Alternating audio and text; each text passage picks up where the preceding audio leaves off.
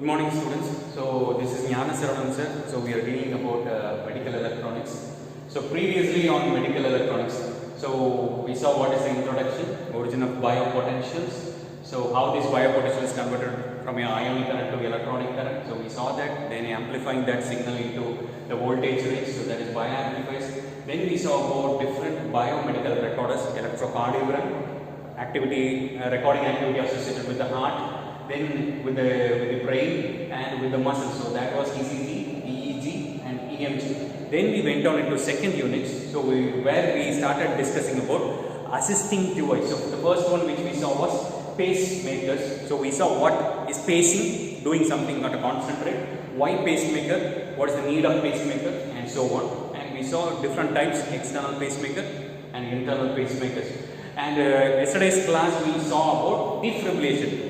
AC defibrillator we have seen. So today we will see DC defibrillator. So before going into that, let's have a brief review of what is defibrillation and what is fibrillation and then why defibrillator is required.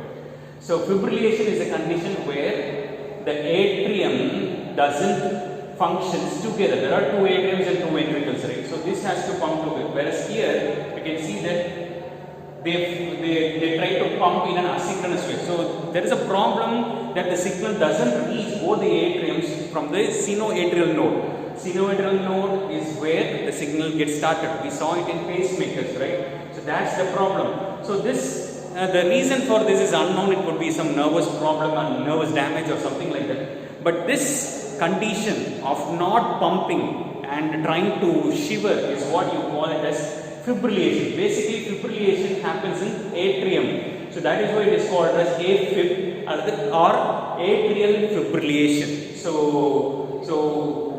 fixing this, so this shows you how the blood struggles to pump on. So here from ventricle it goes, whereas here it doesn't move anywhere. So the person will eventually die. So this we tend to stop it by doing a counteract, means doing something in return. So that counteract is called as defibrillation or the defibrillator. Defibrillation is the process or the phenomena of doing it. I think I told you. Yesterday I told you. So doing this can result in resetting the heart's function. So that is what this person does. So this similar scenes we would have seen it in movies and this is familiar to you. So this action can reactivate the heart. So what we actually do is we tend to give a higher potential which can stimulate the action potential that happens inside the heart. So the heart actually does and some actions in low potential range, say minus 90 to 30 millivolt. Now you tend to give some 400 volts, 230 to 400 volts, it tends to reset. You should not give it to over a long period of time. That itself can kill that person. So that's why we saw that it was given from 0.25 second to 1 second at the maximum. So there were two types. Yesterday we discussed AC defibrillators. So today we'll see DC defibrillators. So this is similar to the previous one. Only thing is that what is the change? There is one diode and there is one capacitor which is being involved. So as I told, there is a step-up transformer, right? Before that there is an auto transformer. So you will try to fix the range using auto transformer 230 to 400 anywhere you can try to place according to the requirement for the patient. For elder persons, one kind of shock is required. For youth, one kind of shock is required. For kids, one kind of voltage needs to be given. So that is why here. So this is simply a step-up transformer. So from here it is given to a diode. So why to diode? So we convert AC to DC. So actually pulsating DC. Diode converts alternating current to pulsating DC current. So from here the charge means the DC voltage is stored in a capacitor. And the capacitor is always charged, and whenever the defibrillation needs to be done, the switch is connected to position 2. So the capacitor suddenly discharges when there is a closed circuit. So in this body you can see that electrode 1 and 2, when they tend to place, there is there is a closed path created between these two terminals and the capacitor immediately discharges. So high potential, low current suddenly goes into the body and that's how it resets the heart. So this both AC and DC defibrillation is just a try, not always results in higher potential. So here you can see that, right? So this switching is is shown as manual here, but it is automatic. When you place it, so it automatically detects it happens. So that's how it works. So this one is, you can see that the only advantage with DC defibrillator is portability. So you can carry wherever it's required, even in aeroplanes or something like that, or even if it is elders who always, frequently have it, we can have it in a pocket. You can see that it almost looks like a toy, but it is actually a DC defibrillator. It's very simple. You just have a port to connect these electrodes, and even it has guidelines to where to keep. So people might misunderstand, because DC defibrillators need not be the people use, may not be doctors, any patients or the people who is nearby the patients.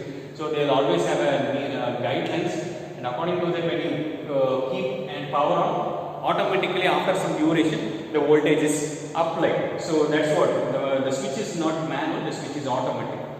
So there is one drawback with this DC defibrillator, that is you would have guessed it here. Sorry, can anybody guess? Once the capacitor discharges, it takes some time to charge. So that is the only thing. So the time taken to charge is around 10 seconds. So this in Mission Impossible 2 movie, so in a flight the scene would come. So they will try to save the hero. So once first time they will try to give, then they will wait for the defibrillator capacitor to charge. Exactly, it will take 10 counts, and then only they can keep. Whereas in AC defibrillator, that's not the case. AC is available always. So even for within 1 second you can give for fibrillation, means defibrillation. Whereas this one, you can give it for every 10 seconds. So that is one drawback, but the greatest advantage is you can carry wherever you want. Another drawback is the battery, if it drains out, everything is over. That's not the case in AC. So it is not that it is completely a drawback, it has its own advantage. We need to choose where we need to use which one. So that's all about for today. So I have planned an activity for you. So one batch of students, 3 students has to frame, and you need to design a simple short circuit, so not too much. So using 2 AA cell batteries. So one hint is that a similar circuit you can find it in your mosquito bag. So where when you touch it you get a shock. So you need to study that circuit and make one out of your own. So which is a replica of a DC defibrillator, right? So apart from this AC defibrillator and DC defibrillators, as I told you in previous class, we'll go to gym hospitals and we'll have a visit. Right. So with that the session gets over. Any suggestions?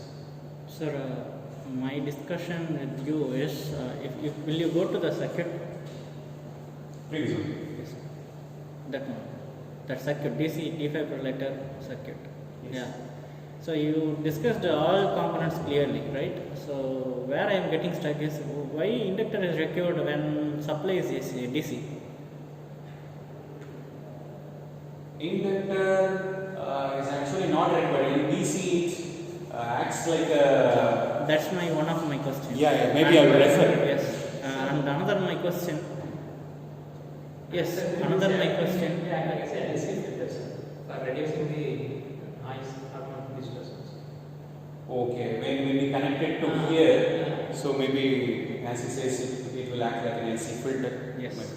Okay, my last question is, you can go to the direct last one. Okay. Before previous one, sir. That this one, yeah. Yes. If the circuit is the component is so small, then how general people could identify the sphenoid that node in heart? No, that is what there is a guidelines here. So one is right side upper part of the chest, another one is left side lower part of the chest. So if they simply follow this diagram, so they can do it. So this is external pacemakers, so there is no problem. So in internal pacemakers, the doctors will do. Okay, thank you. Thank you, sir. Thank you.